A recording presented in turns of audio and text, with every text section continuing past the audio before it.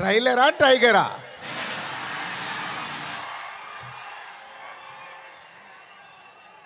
Trailer నా ఫోన్లో ఉంది.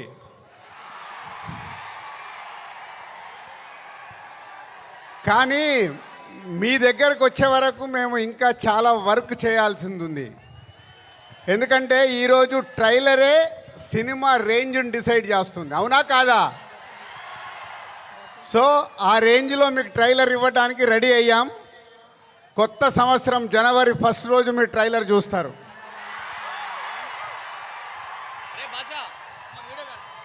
ముందుగా హలో విజయవాడ. సినిమా అంటేనే విజయవాడ. తెలుగు సినిమా పుట్టినిల్లు విజయవాడ. అలాంటి విజయవాడలో ఈరోజు రామ్ చరణ్ది 256